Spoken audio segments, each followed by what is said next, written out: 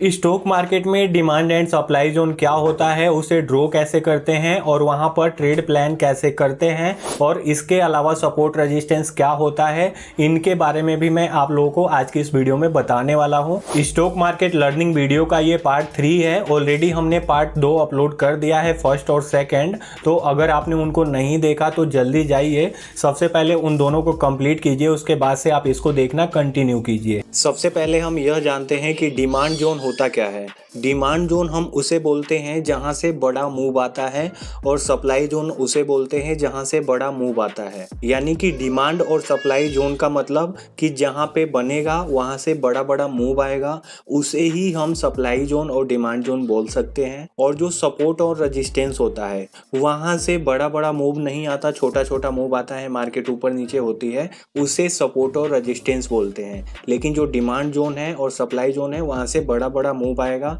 इसका मतलब वो सप्लाई जोन है और डिमांड जोन है। जैसे मैं यहाँ पे एक ड्रॉ करके बताता हूँ, यह एक सप्लाई जोन है और यह एक डिमांड जोन है। अब मैं ऐसा क्यों कह रहा हूँ, क्योंकि आप यहाँ पे देखिए कि मार्केट में यहाँ से बाइंग आया है और कितना बड़ा बाइंग आया है, यानी कि मार्केट यहाँ से इतना बड़ा मूव दिया है। तो जब भी किसी लेवल से मार्केट में बड़ा मूव आता है तो उसे हम डिमांड जोन बोलते हैं, और जब भी किसी लेवल से बड़ा सेलिंग आता है तो उसे हम सप्लाई जोन बोलते हैं। क्योंकि बड़ा मूव तभी आता है जब कोई डिमांड जोन वहाँ होता है और जब कोई सप्लाई जोन वहाँ होता है। और जब भी मार्केट डिमांड जोन पर जाती हो या सप्लाई जोन पर जाती हो, वहाँ से मार्केट रिवर्स होने का जो चांस है काफ़ी ज़्यादा होता है। लेकिन जो सपोर्ट और रेजिस्टेंस होता है वहाँ पे कुछ भी हो सकता है, कुछ भी नहीं कह सकते कि हाँ क्या होगा वहाँ पे। तो यहाँ पे सबसे पहले डिमांड एंड सप्लाई जोन को समझते हैं कि मार्केट हमेशा क्यों यहाँ से वापस चली जाती है जब भी यहाँ पर आती है। मेरे कहने का मतलब ये है कि मार्केट यहाँ पर है तो यहाँ से जब नीचे जाएगी और इस लेवल पर आएगी अपने डिमांड जोन पर, तो यहाँ से इसको ऊपर ही जाना है, ये नीचे नहीं जा सकती। क्यों नहीं जा सकती? क्योंकि ये डिमांड जोन है और डिमांड जोन पर हमेशा डिमांड रहती है मार्केट में, और डिमांड जोन पर हमेशा बाय करने की डिमांड होती है। तो लोग यहाँ पे क्या करते हैं, हमेशा बाय करते हैं, यहाँ पे कोई सेलर नहीं होता है, इसलिए मार्केट ऊपर जाती है। और जो लोग भी सेलर जोन से सेल किए हैं मार्केट को और डिमांड जोन तक लाए हैं, वो क्या करते हैं कि अपनी पोजीशन को एग्जिट करते हैं, वो अपना प्रॉफिट यहाँ पे बुक करते हैं और यहाँ पे जो बायर्स हैं वो एक्टिव हो जाते हैं और वो डिमांड जोन पर बाय करते हैं। इसलिए ज़्यादा चांस रहता है कि मार्केट ऊपर जाए, क्योंकि ऑलरेडी मार्केट में इतना बड़ा सेलिंग आ गया होता है। इस वजह से मार्केट को अब थोड़ा पुल बैक भी लेना होता है या पूरा का पूरा वापस ऊपर जाना होता है। तो इसलिए यहाँ से बाइंग आता ही आता है। लेकिन अगर यहीं पे सपोर्ट और रेजिस्टेंस होता तो वहाँ पे हम कुछ भी नहीं कह सकते थे, क्योंकि मार्केट वहाँ पे क्या होगा कि थोड़ा सा ऊपर जाएगी, नीचे आएगी, ऊपर जाएगी, नीचे आएगी। तो थोड़ा सा ऊपर थोड़ा सा नीचे जा रही है तो उसको तो ब्रेक भी कर सकती है, वो रेजिस्टेंस हो या सपोर्ट हो, उसको तो आसानी से मार्केट ब्रेक कर देगी, क्योंकि वहाँ पे मूव ज़्यादा नहीं आ रहा है, छोटा छोटा मूव आ रहा है। लेकिन ये जो डिमांड और सप्लाई जोन है, इसको मार्केट इतना आसानी से ब्रेक नहीं कर सकती। जैसे मार्केट ने इसको यहाँ पे ब्रेक भी किया है लेकिन सस्टेन नहीं कर पाई है। यहाँ पे इसको हम क्या बोलेंगे, फेक ब्रेकआउट बोलेंगे। यहाँ पे बहुत से लोगों ने फेक ब्रेकआउट के चक्कर में फंसे हैं, बहुत से लोगों ने यहाँ पे बाइंग किया है जैसे ही मार्केट ने इसको ब्रेकआउट किया है। तो जितने भी लोगों ने इधर बाइंग किया है उनका एसएल यहाँ पे अब क्या हो रहा है कि जा रहा है और चला भी गया है बहुत से लोगों का एसएल। अब जिन्होंने इधर बाई किया था उनका यहाँ पे एसएल जा रहा है, और प्लस यहाँ पे जिन्होंने बाई किया था वो अपना प्रॉफिट भी बुक कर रहे हैं। और यहाँ पे क्या है, सप्लाई जोन है, तो यहाँ पे बहुत से लोग सेल भी कर रहे हैं। तो मार्केट को यहाँ से नीचे जाने का क्या क्या रीजन मिल गया कि ये लोग यहाँ से प्रॉफिट कर रहे हैं, बुक कर रहे हैं, इसलिए मार्केट नीचे जाती है, पहला रीजन। दूसरा रीजन ये है कि यहाँ पे ब्रेकआउट पे जितने भी लोगों ने बाइंग किया उनका एसएल जा रहा है, दूसरा रीजन। और ये क्या है, सप्लाई जोन है, तो यहाँ से लोग सेल कर रहे हैं, तीसरा रीजन। तो ये 3 रीजन है जिस वजह से मार्केट यहाँ से नीचे जा सकती है और गई भी है। तो ये होता है सप्लाई जोन और डिमांड जोन, जो इस तरह से काम करता है। चलिए मैं आपको सपोर्ट और रेजिस्टेंस बता देता हूँ कि वो कैसे काम करता है, वहाँ पे कैसे आपको प्लानिंग करनी होती है। तो जैसे आप यहाँ पे देखिए कि मैंने यहाँ पे सपोर्ट तो ऑलरेडी ड्रॉ किया हुआ है। डिमांड जोन को आप सपोर्ट मान लीजिए फिलहाल के लिए। ये जो डिमांड जोन है इसको आप सपोर्ट मान लीजिए। अब ये जो सपोर्ट है ये थोड़ा इतना बड़ा नहीं रहेगा, ये छोटा सा रहेगा। डिमांड जोन तो काफ़ी बड़ा होता है, कुछ इस तरह से हो जाता है कि ये पूरा पूरा एरिया जो है डिमांड जोन का है, लेकिन जो सपोर्ट होता है वो छोटा सा होता है। बिल्कुल आप इस तरह से रख सकते हैं, ये सपोर्ट बोलते हैं इसको। क्योंकि आप यहाँ पे देखिए कि यहाँ से बाइंग आया हुआ है, एकदम यहाँ पे टच करके एक पतली सी लाइन हम ड्रॉ करते हैं और यहाँ से बाइंग आया हुआ है। फिर यहाँ पे क्या हुआ है, सेलिंग आया हुआ है। तो हम यहाँ पे क्या करेंगे कि जहाँ से सेलिंग आया हुआ है वो से हम ड्रॉ करेंगे कुछ इस तरह से। तो अभी ये क्या हो गया, ये रेजिस्टेंस हो गया और ये क्या हो गया, सपोर्ट हो गया। अब यहाँ पे हमें कैसे ट्रेड करना है वो देखिए। अभी जो मैं समझाऊंगा आपको कुछ भी नहीं करना, पूरा ध्यान से समझना है, क्योंकि यही इम्पोर्टेंट होता है मार्केट में समझना। जिसको आपने ध्यान से समझा तो आपको ट्रेडिंग करने में, सीखने में कोई भी दिक्कत नहीं आएगी। अभी आप मेरे बात को ध्यान से सीखना। आप इधर का भूल जाइए कि इधर क्या हुआ है, ये सारा इधर का भूल जाइए। बस आप क्या कीजिए कि ये जो है ये वाला एरिया, इसके इधर का आप सोचिए कि मार्केट इधर है, इसके इधर क्या हुआ है आपको कुछ भी नहीं पता है। आपने क्या किया कि यहाँ से ये वाली जो कैंडल है, ये ग्रीन कलर वाली, इस ग्रीन कैंडल से आपको देखना है सेलिंग आ रहा है कि नहीं आ रहा। और सेलिंग आया है ठीक है। अब कुछ नहीं करना आपको, सेलिंग आया है उसके बाद से वेट करना है। मार्केट नीचे देखना है कहाँ तक जा रही है। तो आपको ये देखना है मार्केट नीचे गई और नीचे जाते जाते जाते जाते यहाँ तक आई है और यहाँ से मार्केट में बाइंग आ गया है। और उसके बाद से आपको ऐसा नहीं करना कि यहाँ पे सेल कर देना है, क्योंकि यहाँ से सेलिंग आया था। सेलिंग तो यहाँ से भी आया था, यहाँ से भी आया था, तो हम यहाँ पे ही क्यों ड्रॉ करेंगे, ये समझने वाली बात है। तो आपको यहाँ पे सेल नहीं करना, क्योंकि आपको नहीं पता कि यहीं से सेलिंग आएगा। सेलिंग का चांस तो है कि यहाँ से भी आ सकता है, यहाँ से भी, यहाँ से भी, यहाँ से भी, यहाँ से भी, यहाँ से भी, लेकिन हमें कंफर्म नहीं पता कि यहाँ पे आएगा, यहाँ पे आएगा या यहाँ पे आएगा। तो कंफर्म पता कैसे चलेगा, वही आपको वेट करना है सबसे पहले। तो मार्केट में यहाँ से सेलिंग आया, यहाँ से बाइंग आया, अब दोबारा वेट करना है, देखना है कि सेलिंग कहाँ से आता है। अभी मार्केट कहाँ पे है, अभी यहाँ पे है, इस वाली कैंडल में मान लीजिए ऊपर नीचे हो रही है ये कैंडल, और आपको वेट करना है। अब आप इंतजार कर रहे हैं कि देखते हैं कि सेलिंग आता कहाँ से है, यहाँ से आ जाता है या यहाँ से आ जाते हैं या यहाँ से आ जाता है। अब देखना है, अब वेट करना है देखते देखते।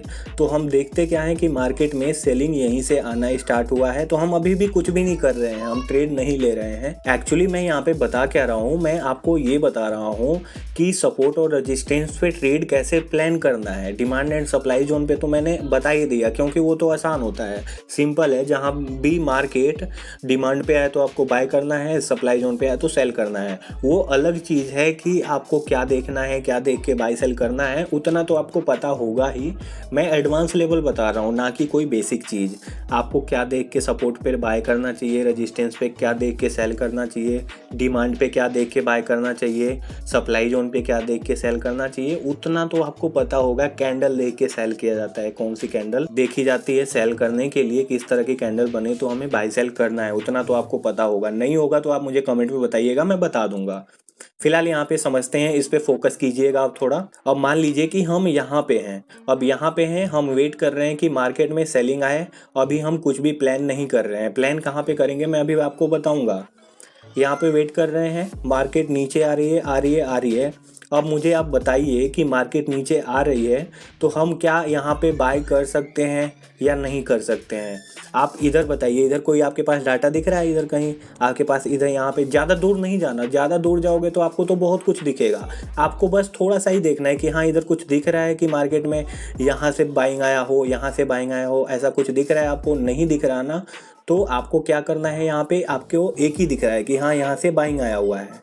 तो आपको क्या करना है कि यहाँ से बाइंग आया हुआ है तो मार्केट यहाँ पे जब भी आएगी आपको बाय कर लेना है। एक कैंडल, बुलिश कैंडल देख के बाय कर लेना है। तो जैसे मार्केट में यहाँ पे एक बुलिश कैंडल बनी है, आप यहाँ पे एंटर करते हैं, इसी कैंडल के लोग का एसएल रहता, टारगेट आप अपने सप्लाई जोन का, रेजिस्टेंस जोन का रख सकते थे। अब देखिए यही काम हम सेलर्स में क्यों नहीं कर सकते थे, सेल के लिए क्यों नहीं कर सकते थे, क्योंकि मार्केट में यहाँ पे ये सब एरिया है जहाँ से सेलिंग आ सकता है, लेकिन बाइंग बाइंग के लिए यहाँ पे एक ही एरिया है। कौन सा एरिया है? ये वाला, कि हाँ यहीं से बाइंग आना है। लेकिन सेलिंग के लिए यहाँ से भी, यहाँ से भी, यहाँ से भी, यहाँ से भी और ऊपर से भी आ सकता है। इसलिए हमने सेल नहीं किया यहाँ पे, इसलिए हमने सेल यहाँ पे नहीं किया, क्योंकि हमें नहीं पता था कि सेलिंग यहीं से आएगा।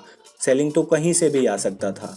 लेकिन बाइंग का क्या है? बाइंग का इधर आपको कुछ भी नहीं दिख रहा, बाइंग का सिर्फ यही दिख रहा है कि बाइंग यहीं से आएगा, तो इसीलिए हमने यहाँ पे बाइंग किया। अब देखिए बाइंग का एक ट्रेड सक्सेसफुल हमारा हो गया। अब सेलिंग का देखिए, अब सेलिंग का हमें यहाँ पे 2 कन्फर्मेशन है, 1 2 कन्फर्मेशन मिल गया। तो अब जब भी मार्केट यहाँ पर आएगी तो हम क्या करेंगे कि यहाँ पे सेलिंग कैंडल देख के आसानी से सेल कर देंगे। मार्केट यहाँ पे आने का वेट करते हैं। मार्केट यहाँ पर आई भी है और आपको ये भी देखना है कि मार्केट कितना स्ट्रोंग आ रही है, क्या रिवर्सल तो नहीं है ना ये, तो ये भी आपको देखना है। क्योंकि इधर जितनी भी कैंडल्स बनी हैं आप देख सकते हैं कितनी छोटी वीक है क्या नहीं है, आप देख रहे हो। लेकिन आप यहाँ पे देखो कि कितनी बड़ी बड़ी कैंडल्स बन रही हैं। तो ये सब तो देखना ही है आपको, लेकिन उतना भी दिमाग नहीं लगाना वरना ट्रेड आपसे मिस हो जाएगा। तो आपको सिंपल है कि यहाँ पे आपको पता है कि यहाँ पे मुझे सेल करना ही करना है। तो मार्केट जब भी यहाँ पर आए, आपको यहाँ पे एक सेलिंग कैंडल देखने को मिले तो आप सेल कर दोगे। लेकिन आप ये देखो कि सेलिंग कैंडल सच में बनी है क्या? इस छोटी सी रेड कैंडल को देख के आप सेल करोगे? बिल्कुल नहीं। इस कैंडल को देख के सेल करोगे? बिल्कुल भी नहीं, क्योंकि ये कितनी छोटी छोटी कैंडल है। आप इस ग्रीन कैंडल को देखो, अगर इस तरह की कैंडल भी यहाँ पे बन जाती तो हम सेल कर सकते थे। लेकिन यहाँ पे इतनी छोटी छोटी कैंडल को देख के हम सेल नहीं करेंगे। हम वेट करेंगे कि ये जो ग्रीन कैंडल है इतनी बड़ी तो कम से कम बने, यहाँ पे रेड कैंडल तो हम कर सकते थे सेल। अब यहाँ पे क्या हुआ है, हमने वेट किया, इसका ब्रेकआउट आ गया। अब ब्रेकआउट आ गया तो इसका मतलब ये नहीं कि हम बाय कर लें। क्यों नहीं बाय करेंगे यहाँ पे? क्योंकि यहाँ से सेलिंग आया है, इसका ब्रेकआउट आया, बहुत से लोग यहाँ पे बाय कर रहे होंगे, लेकिन हम नहीं करेंगे। क्यों नहीं करेंगे?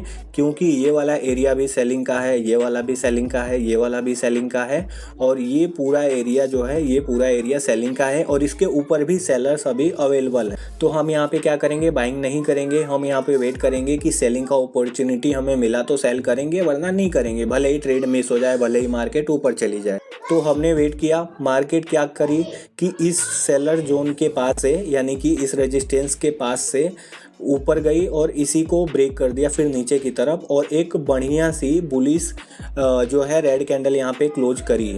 तो हमें यहाँ पे क्या सीखने को मिल रहा है कि यहाँ पर मार्केट ने लोगों को ट्रैप किया है फेक ब्रेकआउट देके।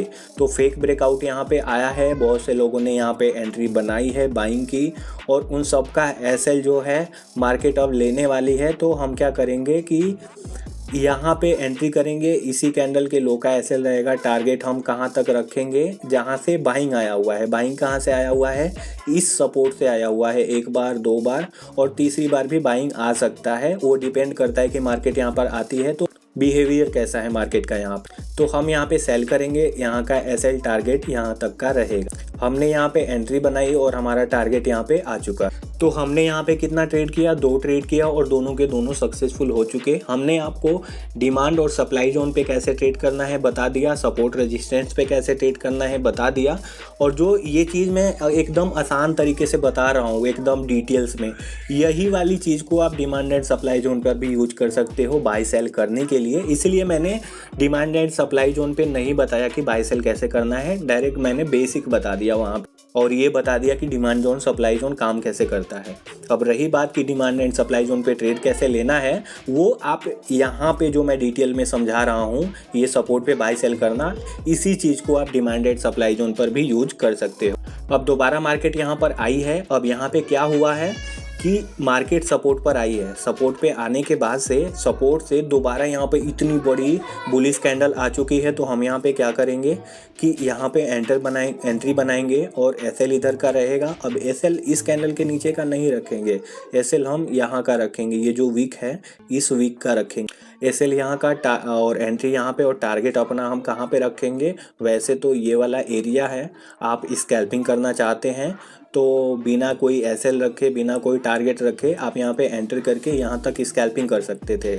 लेकिन इस कैंडल को देख के क्या पता चल रहा है कि मार्केट रिवर्स होने वाली है, क्योंकि ये कैंडल जो है ना, आप इस एरिया में देखो, इतनी बड़ी कैंडल ये बनी है? कोई भी इधर कहीं बनी है इतनी बड़ी कैंडल? नहीं बनी है। तो इसका मतलब ये है कि जब भी मार्केट में बड़ी कैंडल बनती है वो रिवर्सल का संकेत होता है। तो जिसको पता है कैंडल के बारे में, कैंडल की साइकोलॉजी पता है, वो क्या करेगा, उसने यहाँ पे एंट्री बनाया भी होगा और अपना एसएल इस कैंडल के लो का नहीं रखेगा, क्योंकि उसका टारगेट बड़ा है, मार्केट रिवर्स हो रही है यहाँ पे, तो वो बड़ा टारगेट है, तो एसएल भी अपना बड़ा रखेगा, इसके नीचे का रखेगा, यहाँ पे नहीं रखेगा, वो इधर कहीं का एसएल रखेगा। और उसके बाद से उसका टारगेट काफ़ी बड़ा होगा, क्योंकि इस कैंडल को देख के उसे पता चल गया होगा कि मार्केट यहाँ पे रिवर्स होने वाली है, क्योंकि इतनी बड़ी कैंडल इधर कहीं भी नहीं बनी है। तो मुझे उम्मीद है कि आपको यह वीडियो अच्छा लगा होगा। अच्छा लगा है तो आप मुझे कमेंट में बताइएगा। और ये एजुकेशनल वीडियो आपको कैसी लग रही है। ये पार्ट 3 था, हमने अभी तक पार्ट 2 अपलोड कर दिया है। और मुझे बताइएगा कि ये जो मैं एजुकेशनल वीडियो बना रहा हूँ स्टॉक मार्केट के ऊपर, आपको समझ में आ रहा है कि नहीं आ रहा, और आपको यह वीडियो कैसा लग रहा है, सब कुछ आप मुझे कमेंट में बताइएगा। मैं कंटिन्यू आपको स्टॉक मार्केट सिखाना रखूँ या ना रखूँ, ये सब आप मुझे कमेंट में बता सकते हैं। तो चलिए मिलते हैं ऐसी किसी नेक्स्ट लर्निंग वीडियो में।